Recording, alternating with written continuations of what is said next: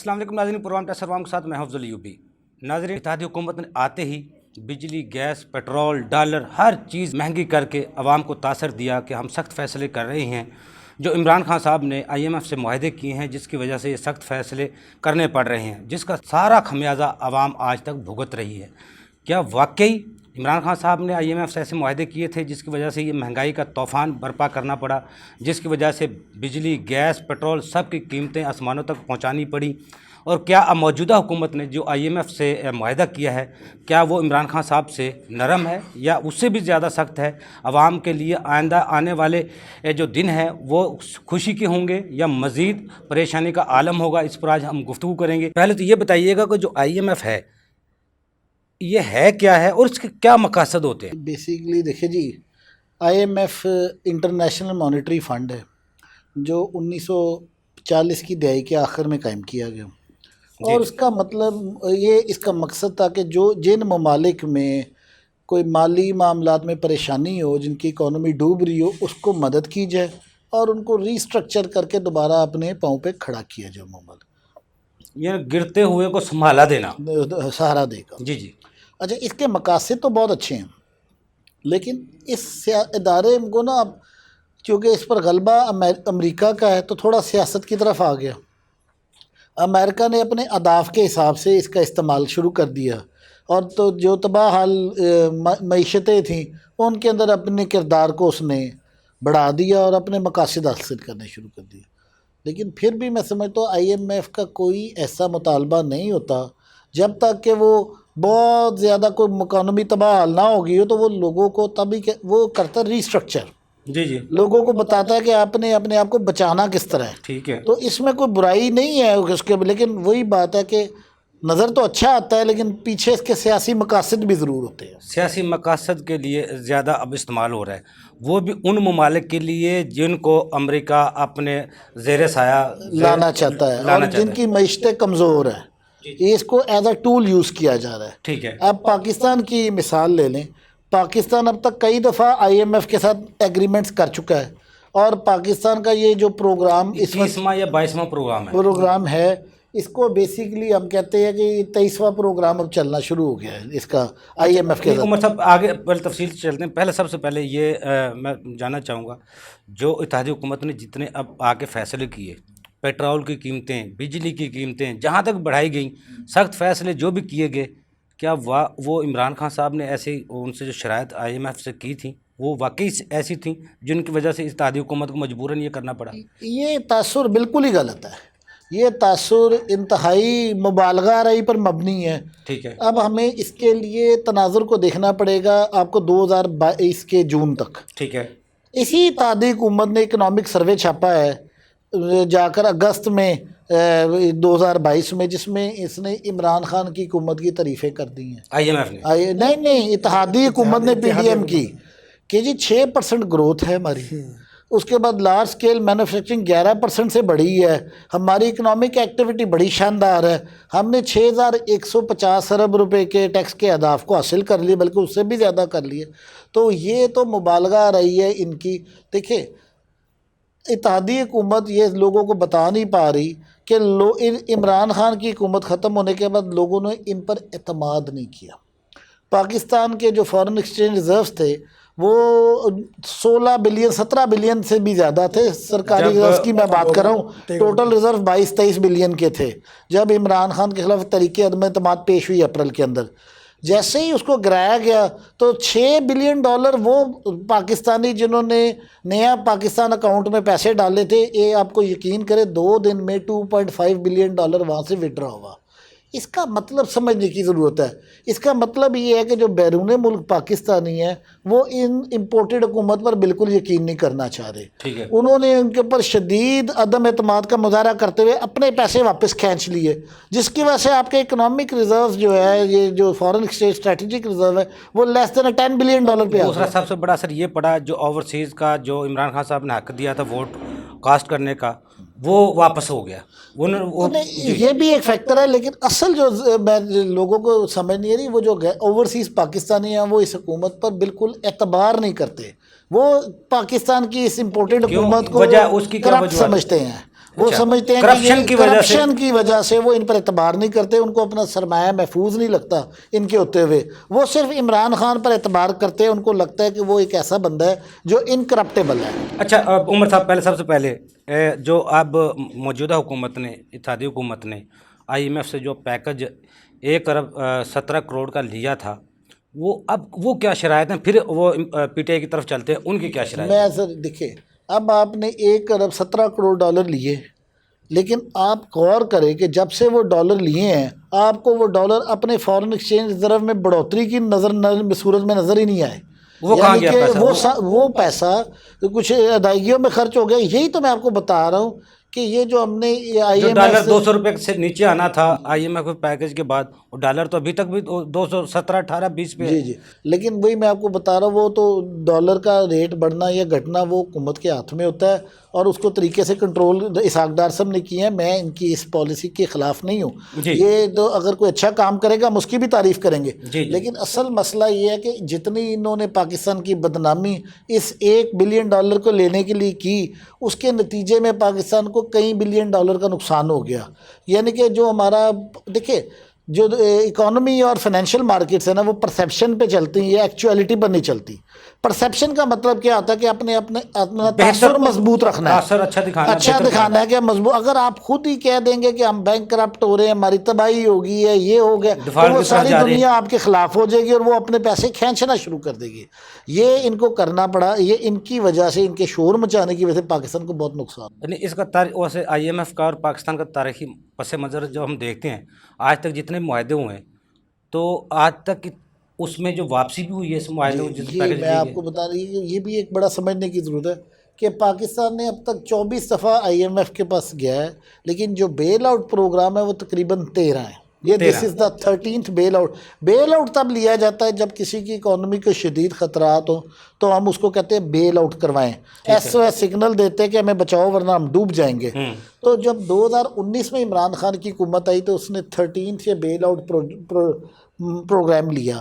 اس کے اندر عمران خان صاحب نے بھی ان کی کافی شرائط کے اوپر عمل کرنا تھا اور کیا بھی, لیکن جب انہوں نے اسی بیل آؤٹ پروگرام کے اندر ایکسٹینڈڈ پروگرام لیا ہے, انہوں نے کوئی نیا پروگرام نہیں لیا, انہوں نے کوشش کی ہے کہ اس کا حجم بڑھا دیا جائے اور اس کو ایکسٹینڈڈ پروگرام. تو آخر قسط پاکستان تحریک انصاف کی حکومت نے لینی تھی IMF سے. ہاں جی, یہ وہی قسط ہے جو 6واں یا 7واں اس کا ریویو پینڈنگ تھا, جس کے بعد ملنی تھی, جو ان کی سرٹن وجوہات کی بنیاد پر نہیں ملی. یہاں پر یہ سمجھنے کی ضرورت ہے کہ یہاں پر عمران خان نے 150 روپے کا لیٹر پیٹرول کیا تو IMF نے اعتراض کیا تھا. تب شوکت ترین صاحب نے بتایا کہ آپ نے اپنا ہدف مقرر کیا تھا 5,850 ہم اس کی جگہ 150 ارب اکٹھا کر رہے ہیں, اور اس کے اندر جو 300 ارب روپیہ فالتو اکٹھا ہو رہا ہے اس کو ہم اس سبسڈی کے لیے استعمال کریں گے. اور IMF مطمئن تھا, لیکن ان لوگوں نے بجائے اس چیز کو ہائی لائٹ کرنے کے اتنا عوام کو بتایا نہیں, وہ نہیں بتایا کہ جو عوام کو وہ سبسڈی دے رہا تھا 150 کی صورت میں وہ فلی فنڈڈ تھی. ہمارا یہ وہاں پر مسئلہ ہونا چاہیے کہ ہماری انفنڈڈ سبسڈی نہیں دے سکتے.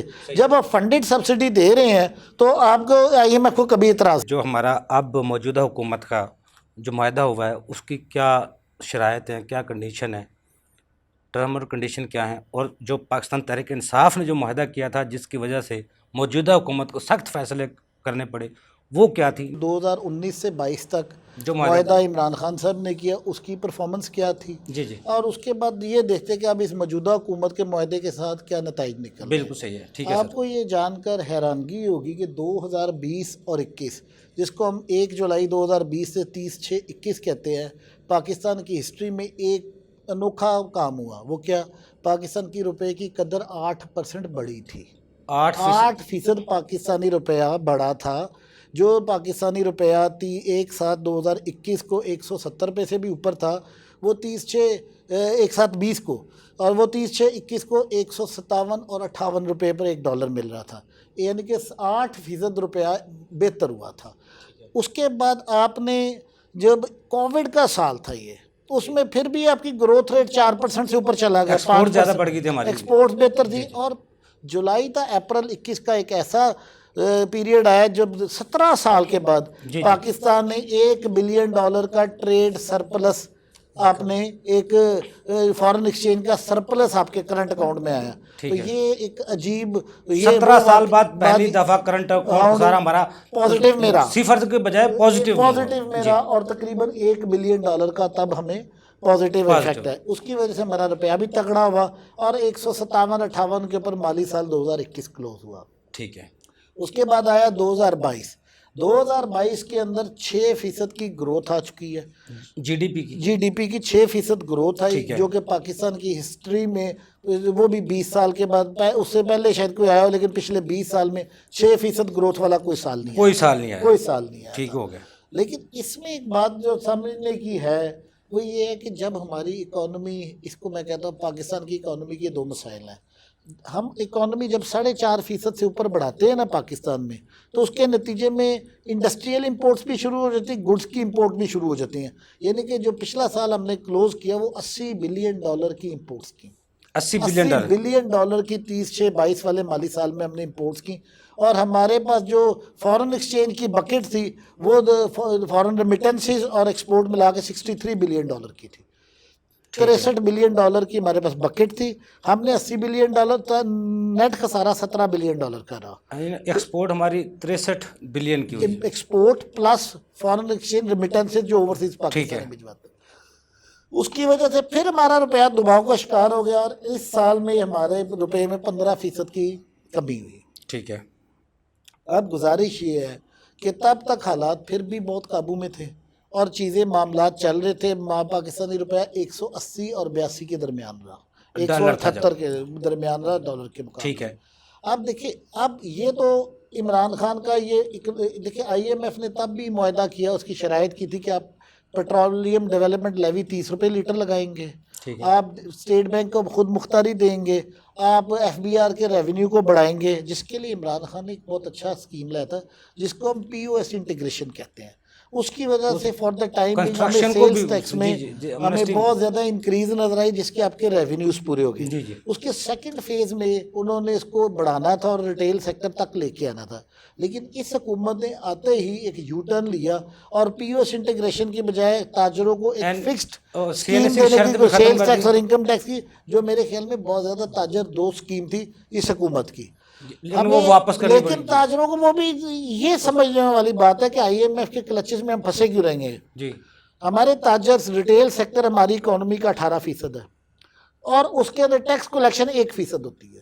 اب یہ تاجر جب تک ہمارا ساتھ نہیں دیں گے, ہمارا ملک ہر سال IMF کے پاس ہی بھیک مانگنے جائے گا. جب تک یہ بھی 18% ٹیکس نہیں دیں گے, ان کو بھی اپنے حصہ بقدر جسا دینا پڑے گا, تو تب ہی اس ملک میں ترقی ممکن ہے. یہ نہیں ہو سکتا یہ جو ہم چاہ رہے ہیں نا. اب دیکھیں IMF کی شرائط یہی ہے کہ اپنے آپ کو ڈسپلن کریں. آپ اپنا فائنینشیل ڈسپلن نہیں لا رہے. ہم ہر سال وہ پیتے ہیں قرض کی میں اور رہتے ہیں مست, کب لائیں گے ہماری رنگ ہماری فاقہ مستیاں. یہ نہیں ہو سکتا. یہ جب تک آپ اس قرض کی لعنت سے آپ کو جان چھڑانی پڑے گی, اپنے ایکسپورٹس کو بڑھانا پڑے گا, اپنے ریمیٹنسز کو بڑھانا پڑے گا اور اپنے ٹیکس ریونیو کی کلیکشن کو 10,000 ارب روپے کرنا پڑے گا. یہ this is the only solution for Pakistan. اب آ جاتے ہیں کہ جی اس امپورٹڈ حکومت نے آ کر جو معاہدے کیے, 2 ایکسٹینڈڈ پروگرام لیا جو IMF, انہوں نے کیا معاہدہ کیا. عمران خان نے $30 PDL مانا تھا, یہ وہاں پر $70 مان کے آئے. 30 کے بجائے 70 پہ پیٹرولیم ڈیولپمنٹ لیوی انہوں نے کہا پر لیٹر ہم لگائیں گے. اس کے علاوہ پیٹرولیم کے اوپر 10.5% سیلز ٹیکس لگائیں گے. اس کا مطلب یہ تو $100 لیٹر کے قریب بن جائے گا, یہ عوام کے اوپر بوجھ آنا ہے. دیکھیے سخت فیصلے ہم سنتے آ رہے ہیں. سخت فیصلے سارے وہ ہیں, مثلا بجلی کا یونٹ, میں کہتا ہوں اتنی منافقت ہے ہمارے میں. جب یہ خود وزیر یہ خزانہ ہمارے جب اپوزیشن میں تھے, جو چلے گئے ہیں, تو یہ کہتے تھے جی میں آؤں گا بجلی کی کنزمپشن بڑھاؤں گا اور اس کا ریٹ کم کر دوں گا. جب یہ آتے گئے کنزمپشن پیک پر چلی گئی. عمران خان کے دور میں اکنامک گروتھ اتنی تیزی سے کہ وہ پیک پہ چلی گئی. انہوں نے پیک پر جا کر اس کا ریٹ بجلی کا ڈبل کر دیا اور لوڈ شیڈنگ اور شروع کر لوڈ دی. شیڈنگ لوڈ شیڈنگ تو خیر کر رہی ہے، لیکن آپ نے لوگوں کو آپ 60 روپے کا یونٹ ایکسس ڈال کر دے رہے ہیں. 60 روپے کا یونٹ.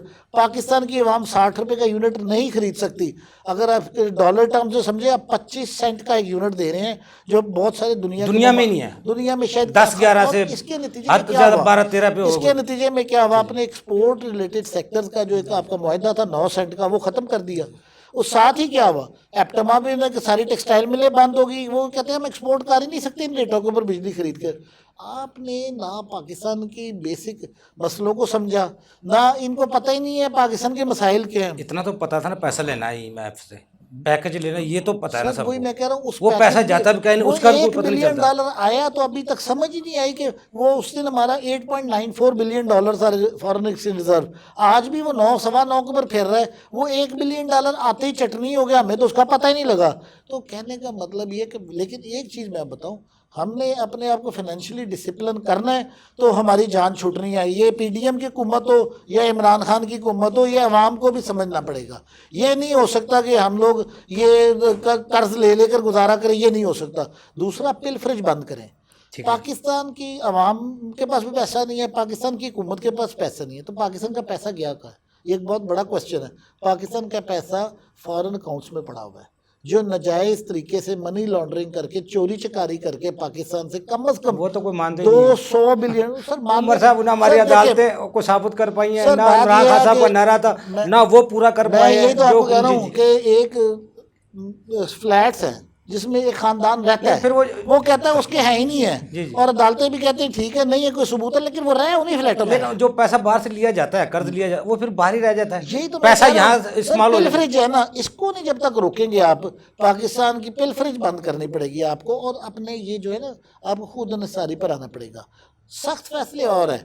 سخت فیصلے یہ ہونے چاہیے تھے کہ یہ امپورٹ کو راشنلائز کرتے، اور یہ جو لوکل بھی ہم یوزیج ہے نا میرا بجلی کا، اس کو بھی عوام کو آسٹیرٹی میئرز پہ عمر لے کے صاحب بات مکمل کرنی ہے. آپ جس طرح بتا رہے ہیں لیوی انہوں نے 30 سے PTI کی 30 تھی، انہوں نے 70 کر دی. اور کون کون سی شرائط اور ہیں؟ سر بہت ساری شرائط نہیں مانی، جیسے تنخواہ دار طبقے پر انہوں نے ٹیکس بڑھا دیا. 6 لاکھ کوئی پہلے ٹیکس نہیں تھا، اب وہ سر یہ بھی گمک ہے. 6 لاکھ کی بات نہیں ہے.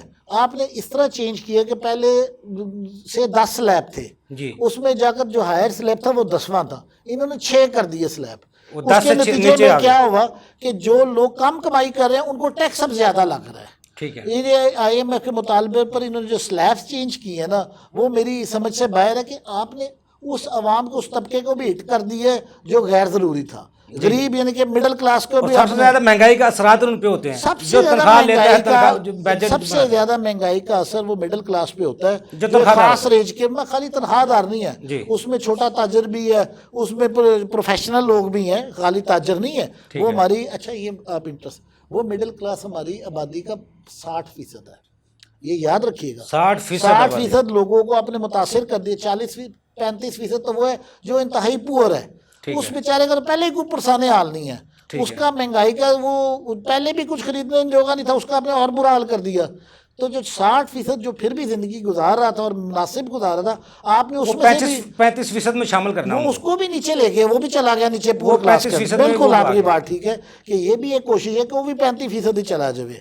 اصل جو مسئلہ ہے یہ آپ کو مڈل کلاس کو 80% کرنا ہے تاکہ اس ملک میں ترقی اور خوشحالی آ سکے، لیکن ساتھ میں آپ نے عوام کو بھی بچانا ہے. عمر صاحب بار بار 6 ماہ سے عوام کے کان بھی پک چکے ہیں، ہم بھی سن کے تھک چکے ہیں.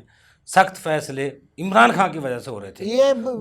وہی تو بار بار IMF کا آج جو ہمارا یہ ناظرین آپ سکرین پہ دیکھ رہے ہیں جو فوٹیج چل رہی ہے IMF کے پیکیجز کی، PTI کا جو معاہدہ تھا وہ بھی آپ سکرین پہ دیکھ سکتے ہیں، اور جو اتحادی حکومت نے کیا ہے وہ بھی آپ سکرین پہ دیکھ سکتے ہیں.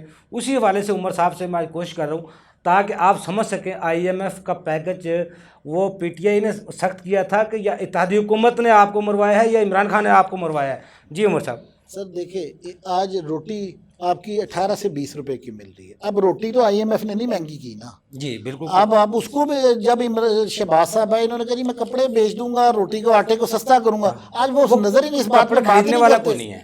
وہ سر یہ جو کپڑے رشوت کے گند سے بدبودار ہے نا، کوئی نہیں خریدتا، یاد رکھیے گا. لیکن اصل جو بات ہے نا، آپ نے عوام کو ریلیف دینا ہے. عوام کو آپ ابھی میں آج آپ کو بتا دوں، عوام کو اگلے 3 مہینے بھی شدید آپ کو سختی کے گزارنے پڑیں گے. آپ کے پاس گیس نہیں ہے، آپ گیس کی لوڈ شیڈنگ کریں گے، آپ کے پاس آٹے پہلے کی بجلی قلت کا چلے گی، سامنا اب ہے. گیس کی شروع ہونے والی ہے، اس کے بعد آٹے کی شروع آٹے ہوگی. کی قلت کر دیں گے. یہ سارے وہ طریقے جو مافیاز کرتے ہیں ایک ملک کو تباہ کرنے کے لیے اور اپنی دولت یہ کو. بھی عمران خان کیے تھے، جو آج اب ہونے والا آگے، یہ بھی عمران خان کر کے گیا یہی تھا. میں کہہ رہا کب تک اس کو روئیں گے؟ اپنا بھی تو کچھ اب اپنی یہ جو ہم سنتے اچھا، تھے یہ کہ تو تجربہ کار ترین ٹیم ہے ان کے پاس، جی. اور وہ سپیڈ پتہ نہیں پنجاب کی 240 کی ہے، وہ اب کام ہی نہیں کر رہی سپیڈ. اور یقین کرے حیرانگی مجھے یہ ہے کہ وزیر اعظم صاحب پاکستان میں کم اور بین آج پھر چلے گئے. مقصد کہ ایک ملک کے اندر اس وقت پرابلم چل رہی ہے نہ. آپ کا وزیر خارجہ تو 200 دن 300 دن باہر رہتا ہے، وزیر اعظم بھی اب مجھے لگ رہا ہے 150-200 دن سال کے باہر رہا کرے گا. بھئی اس طرح تھوڑی پاکستان چلے گا. آپ کا وزیر خزانہ چلا گیا IMF سے مذاکرات کرنے، وزیر اعظم صاحب چلے گئے ہیں ایشین سمٹ کے اوپر، اور پاکستان میں عوام کے لیے سخت فیصلے ہیں. اب تو پیسہ تو باہر بندہ لے جا نہیں سکتا یہاں سے، تو وہ ڈالر تو لے کے پیکج وہاں کا وہی رکھا جا سکتا ہے. جس طرح ہمارے کاغذوں میں ہوتا ہے گندم امپورٹ ہوئی ہے، وہ کہاں بکی ہے، اس کی بک بھی گئی ہے، اس کے پیسے بھی آگے ہیں، دے بھی دیے گئے ہیں، لیکن گندم وہیں پڑی ہوتی ہے. اصل بات کیا ہے، آپ نے پاکستان کو پہلے سوچنا ہے. اگر آپ میری پرائرٹی آج پاکستان ہے تو میں رشیا سے گندم بھی خریدوں گا، رشیا سے تیل بھی خریدوں گا. اس وقت دنیا کے 17 ممالک ہیں جو رشیا سے 30% نیچے 40% نیچے تک تیل اور گندم خرید رہے ہیں. او بھائی ہم نے امریکہ کی کتنی غلامی کرنی ہے؟ یہ سخت فیصلے ہیں. یہ بجائے اس کے عوام کو مارنے کے 40% نیچے گندم اور تیل خریدتے 150 روپے لیٹر میں بیچتے. مقصد جو ہم نے ڈسکس کیا ہے یہ IMF کا وجہ سے نہیں ہے، نہیں یہ ساری اپنی دلی خواہش ہے، یہ صرف عوام سے اپنا وبال نکالنے کے لیے، اپنا غصہ نکالنے کے لیے. یہ شاید اپنی خواہشات ہیں IMF کی. جی عمر صاحب، جو IMF کی جو پریس ریلیز آئی ہے موجودہ، اب جو انہوں نے کہا ہے، اب تو قابل جائزہ کریں نا PTI کا. اب دیکھیے جی، پریس ریلیز جو لیٹسٹ ہے وہ غور کرنے والی ہے. وہ مجھے لگتا ہے مفتاح اسماعیل صاحب نے جو اسحاق ڈار پر تنقید کی ہے اس کے نتیجے میں آئی ہے. انہوں نے کہا ہے کہ جی انہوں نے جو پیٹرول کا ریٹ نہیں بڑھایا یا اس مرتبہ 10 روپے لیوی جو اس مہینے لگانی تھی نہیں لگائی، یہ ہم سے کنسلٹ کیے بغیر لگائی ہے. تو دس از ویری ڈینجرس کہ وہ ہمارے بالکل مائکرو لیول کے اب یہ آپس کی لڑائی نہ کریں. ہم دیکھیں ایک بات تو سمجھ آئے گی، جو IMF کی انہوں نے شوکت ترین نے اپنا ٹیکس اہداف بڑھا دیا تھا عوام کو ریلیف دینے کے لیے، اب کون سا اہداف ہے؟ یہی بات ہے کہ ابھی یہ جو اہداف ہے نا، ابھی مسئلہ کیا دیکھیں، اب پاکستان کا اس وقت اہداف پورے نہیں ہوں گے. یہ آپ کو بڑی میں کلیئر، یہ پہلا کوارٹر تو اس لیے پورا ہو گیا کیونکہ وہ تو آپ نے گوشوارے آئے تھے، ان میں ردو بدل جو سلیب بڑھائی گڑبڑ کی اس وجہ سے. جو اس میں آئے نا گوشوارے میں، اس میں آیا پچھلے سال کا سن 2022 کا جون کوارٹر کا ٹیکس زیادہ تر آتا ہے. وہ ایڈوانس ٹیکس کی شکل میں ہمیں آتا ہے. وہ تو چونکہ منافع بک ہو گئے ہوئے ہیں. دیکھیں یہ حقیقت ہے کہ 30 جون 2022 میں پاکستان کے کارپوریٹ سیکٹر کو ریکارڈ پروفٹ ہوا ہے. یعنی کہ اسٹاک چین میں شائع شدہ کمپنی کو 1300 ارب روپے کی آمدن ہوئی ہے. 1300 ارب جو کھاتے چھپے ہوئے ہیں. اب اس کا تو ٹیکس آنا ہی آنا تھا. 2021 میں بھی لسٹڈ کمپنی 1000 ارب روپے کا. یہ تو میں کہہ رہا ہوں، یہ اصل یہ بات کوئی نہیں بتا رہا کہ پاکستان صحیح پاتھ پہ تھا اور ریکوری کی طرف جا رہا تھا. یہ جو رجیم چینج آپریشن کیا گیا نا، اس کے بعد اس کی بات سے آپ دیکھیں وہ بد اعتمادی پھیلی. اکانومی میں سب سے بڑا مسئلہ یہ انسرٹینٹی ہے. اگر اکانومی میں آپ نے یہ مجھے 10 سال کا روڈ میپ دے دیا کہ تجھے اتنا ٹیکس لگنا ہے، یہ ہونا ہے، یہ اکانومی بالکل ٹھیک چلے گی. لیکن اگر آپ نے یکدم ایک بیچ میں ڈیزاسٹر ایکسیڈنٹ کرایا ہے، اس کے بعد اکنامک پالیسی بدل دی ہیں، تو آپ کو تو دیکھیں جن کمپنیوں کو اگر ہمارا ہدف 6150 ارب روپیہ پورا ہوا، اس کا مطلب اکانومی ہماری ٹھیک تھی. ٹھیک، بالکل ٹھیک تھی. نہیں، ہدف تو 5830 کا تھا. آپ کی اکانومی 6% گرو کی، آپ نے اس سے بھی اوپر چلے گئے. تو پھر ہماری اکانومی کی سمت درست تھی. بالکل درست تھی. اس کا مطلب جو شور شرابہ ڈالا گیا عوام کو اگر بیوقوف اپریل میں بنانے آپ کے چینج لیے، نہ کرتے، عوام کو احمق بنانے کے لیے یہ سارا پرسیپشن دکھایا گیا. کچھ ہم لوگ نا کچھ ہم ایسے پلاننگ کرتے ہیں لیکن اللہ کی مرضی کچھ اور ہوتی ہے. یہ رجیم چینج پر آپریشن نہیں ہونا چاہیے تھا. میں آج اس چیز کے پر سمجھتا ہوں کہ اگر یہ نہ ہوتا تو شاید اگلا الیکشن یہ پارٹیاں بہتر پرفارم کر پریس ریلیز اب دی ہے اس کے مطابق سروائیول ہے آگے، یا پھر ہم دفاع کی طرف جا رہے ہیں. اب میرا ملک اور میرے عوام جو ہیں وہ مزید قربانی نہیں دے سکتے. آپ نے ان کے اوپر تو مشکل فیصلوں کا بوجھ لاد دیا. اب قربانی باری ہے، جہازی سائز کی کابینہ چھوٹی کریں، یہ اپنے خرچے کم کریں، اپنے جو فیڈرل حکومت کے خرچے ہیں پروونشل میں دیکھیں، میں سیاسی بات نہیں کر رہا، یہ تمام حکومتوں کو جب پی ٹی اے کی بھی حکومتیں ان کو بچت کا اسکیم بنانی پڑے گی، پیسے بچانے پڑیں گے، اب مزید عوام نہیں دے سکتے۔ آئندہ چند ماہ میں معاشی حالت آپ کس طرح دیں گے؟ سر دیکھیں، اگر آپ کی یہ 18 روپے یا 20 روپے کی روٹی 25 کے اوپر چلے گی تو عوام کے پاس تو بالکل کھانے کے لیے بھی پیسے نہیں رہیں گے۔ اور یہ جو آگے میں بالکل آپ کو بار بار کہہ رہا ہوں، حکومت پلاننگ نہیں کری، گندم کے اندر آگے سکیرسٹی نظر آ رہی ہے، ہماری تو فصلیں تو اسلام کی اتنی بڑا ڈیزاسٹر ہے۔ پروگرام کا ٹائم اصل میں کم ہوتا ہے، میں چاہتا ہوں یہ کووڈ میں عمران خان صاحب نے دوسرے ملکوں سے کیا مدد لی، کیا فائدے کروائے پاکستان کے، اب سیلاب کی صورتحال ہے تو اب حکومت نے کیا فائدہ کروا رہی ہے، اس میں کوئی تقابلی جائزہ تھوڑا سا کریں۔ یہ بڑا ہے، اپنے بڑا ٹو دا پوائنٹ، کووڈ کے دور میں عمران خان نے جو پرفارمنس دی ہے نا، وہ ساری دنیا میں آؤٹ کلاس تھی۔ دنیا میں آئی ایم ایف کے اپنے جائزے میں کہا کہ second best performing economy Pakistan کی کووڈ کے دنوں میں تھی۔ اس بندے نے پاکستان کے کارخانے لاک ڈاؤن نہیں کیا، اس کو پتہ تھا یہ غریب ملک ہے، ایک دفعہ لاک ڈاؤن ہو گیا نا تو لوگ فاقوں سے مر جائیں گے، اس نے لاک ڈاؤن نہیں لگایا۔ اس کی ان نتیجے میں وہ تو عوام سروائیو کر گئی، اس کے نتیجے میں میں آپ کو بتاؤں، اس کے نتیجے میں اس نے آئی ایم ایف اور ورلڈ بینک سے تقریباً $10 بلین کی امداد بھی لی، جس کو لون نہیں تھی، اور ٹرف لون اس نے تب دیا، اور 1000 سے زیادہ تو ٹیکسٹائل کا کارخانہ لگا۔ جون تک یہ پوزیشن تھی کہ فیصل آباد میں لوم کا مزدور نہیں ملتا تھا، اس وقت سارا لوم کا مزدور سارا کا سارا فیصل آباد بے روزگار ہو گیا، وہ بند ہو گئی ہیں۔ یہ دیکھنا پڑے گا، اس حکومت کو سمجھنا پڑے گا کہ اب ان کو بھی جو یہ سیلاب کی اتنی بڑی آفت ہم پر آئی ہے، یہ اپنا کیس پلیڈ کرے جا کے انٹرنیشنل فورم سے، پاکستان کے سارے قرضے 4 سال یا 5 سال کے لیے کم از کم مؤخر کرائیں، اور یہ آئی ایم ایف سے رعایتیں لیں۔ مجھے لگتا ہے کہ اسحاق ڈار ضرور اس میں کچھ کامیاب بھی ہوگا، یہ بات نہیں ہے کہ وہ بھی سیاسی سکورنگ کے لیے مجھے لگ رہا ہے سر، لیکن اس کا یہ میں اگر سیاسی سکورنگ نہ رکھے، اس کا ریلیف پھر عوام کو بھی دیں۔ اچھا، جتنے بھی سخت حکومت نے، موجودہ حکومت نے سخت فیصلے جن کا بار بار حکومت کہتی رہی ہے، کو آئی ایم ایف سے ان کو کوئی تعلق تھا؟ سر دیکھیں، سخت فیصلے آپ کن کو کہتے ہیں؟ آپ نے عوام کے اوپر جو بوجھ لادا ہے اس کو سخت فیصلے کہہ رہے ہیں۔ اصل سخت فیصلہ کیا ہے؟ اصل سخت فیصلہ یہ ہے کہ تمام سیاستدان اپنا بیرون ملک پڑا ہوا پیسہ واپس لائیں، یہ ان کے لیے سخت فیصلہ ہے۔ دوسرا سخت بڑا فیصلہ ہے جو لوگ ٹیکس نیٹ میں نہیں ہیں، جو شرافی ٹیکس چوری روکے، یہ سخت فیصلہ ہے۔ یہ تھوڑی، یہ تو مینجمنٹ کے فیصلے تھے جو انہوں نے غلط کی ہیں۔ 60% پہلے عوام جو مڈل کلاس ہے، جس آپ بتا رہے تھے، وہ سخت فیصلہ ان کو 35% میں لانے کا وہ تو 50% اب تک رہے گی، 10% تو آ گیا۔ تو یہی سخت فیصلہ ہے نا، عوام کو مارنے کا، یا تو پھر اصلاحات لے کے آئیں، ریفارمز لے کر آئیں، وہ سخت فیصلے کریں۔ جو لوگ ٹیکس نہیں دے رہے اور جو دے سکتے ہیں وہ نہیں دے رہے، ان کو نیٹ میں لا کے سخت فیصلے میں نے تو آپ کو بتایا، پاکستان سے جو $200 ارب چوری ہو گیا ہے وہ واپس لائیں۔ عوام بھی کچھ اس میں اپنا کردار ادا کر سکتی ہے۔ عوام کو سر سادگی اپنانے کی بڑی سخت ضرورت ہے۔ عوام ہی سادگی، عمر صاحب عوام تو پہلی سادگی، کسی کے پاس جوتی نہیں ہے پہننے کے لیے، کسی کے پاس پھر وہی بات کریں، آپ کی میں بات سے ایگریڈ ہوں کہ اس 35% کے اوپر ان کو تو سبسڈی دینی ہے، ان پر نہیں ہم نے کبھی بھی ظلم کرنا۔ صحیح ہے، لیکن جو ہمارے پاس یہ ہم کر رہے ہیں نا،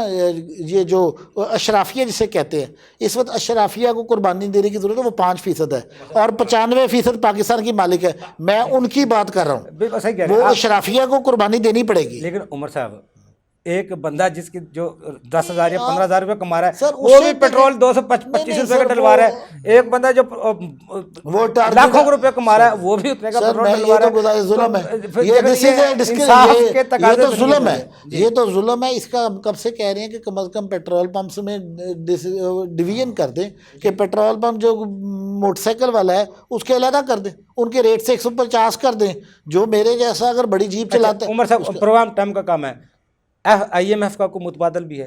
آئی ایم ایف کا متبادل صرف اوورسیز پاکستانی ہیں جو اس حکومت پر اعتبار نہیں کرتے، صرف متبادل وہ ہے، صرف متبادل ہے۔ آئی ایم ایف کا متبادل ہے سر، آپ دیکھیں، آپ بڑا زبردست اس وقت آپ کی فورن ڈائریکٹ انویسٹمنٹ 2020 میں بھی 0.5% تھی، پھر 21 میں 0.7 ہوئی، پھر 0.6% ہوگی۔ یہ ہے خطرناک بات۔ یہ اصل بات یہ تھی کہ پاکستان میں ایف ٹی آئی کی ضرورت ہے، جس کو آپ فورن ڈائریکٹ انویسٹمنٹ کہتے ہیں. وہ ابھی مجھے نہیں لگتا کہ غیر ملکی ہمارے ملک میں خوش ہو کے کریں گے. ہاں غیر ملکی پاکستانی کو انسینٹیو دیں، وہ لوگ خوش ہو کے کریں گے، بجائے اس کے ان کے پڑی ہوئی جائیدادوں کو ٹیکس لگانے کے پاکستان میں، جس کا کوئی پاکستان کی ٹیکس نیٹ سے تعلق نہیں ہے. اس کی بجائے ان کو آمادہ کریں، یہاں پر انڈسٹریاں لگائیں. یہاں پر ایک غیر ملک آگے ایک انڈسٹری لگاتا ہے، کارخانہ لگاتا ہے تو 40 ادارے اس کو چاروں طرف سے گھیر لیتے ہیں. اگر وہ ان سے جان چھوڑاتا ہے تو ٹیکس والے ان کو پکڑ لیتے ہیں. دیکھیں اگر آپ نے یہ ایز آف ڈوئنگ بزنس نہیں کرنی، پھر آپ کا یہ پروگرام کرنا یا پاکستان میں ہم نے واویلا کس بات پہ کرنا ہے؟ صحیح کہہ رہے ہیں. یہی واحد میں آپ کو بتاؤں، دیکھیں اگر اس وقت پاکستان غیر ملکی چاہے نا، ابھی گلبرگ کے والٹن ایئرپورٹ کی زمین خرید لے ساری، تو پاکستان کو $2 بلین مل جاتا ہے. یہ حال ہے ہمارے پاس. اسلام آباد کے 4 سیکٹر بک جائے، وہاں سے $5-7 بلین مل جاتا ہے. اس کی طرف حکومت بیوروکریسی بڑے بڑے گھروں میں بیٹھی ہے، وہ کرائے پہ دے دیں، ختم کر یا دیں. عوام کو بڑے ہمارے جو اشرافیہ ہے، جو پیسے والے ان کو پارٹنر بنائے، جو آپ خسارے میں دار ہے. پاکستان کے ہر ضلع میں 90 کنال کا ڈی سی ہاؤس اور ایس پی ہاؤس آج بھی موجود ہے. وہ کہ اس کی کیا ضرورت رہے گی؟ یہ اگر یہی ہمارے حل ہے، اس کو میں سادگی کہتا ہوں. سادگی یہ نہیں ہے، ان لوگ بجلی فری ہے، ساری ختم کریں. وہ ان کا خمیازہ عوام کیوں بھگتیں؟ 35,000 تنخواہ والا خود ہی بجلی کا بل دیتا ہے، پیٹرول ڈلواتا ہے، اور جو ایک ڈی سی او جس کے لیے تنخواہ بھی لاکھوں میں ہے اور اس کے لیے سہولتیں بھی بے شمار ہیں. 2-4 گاڑیاں اس کے پروٹوکول کی ہیں. 2-4 نہیں، 6 گاڑیاں ایک ڈی سی او کے پاس.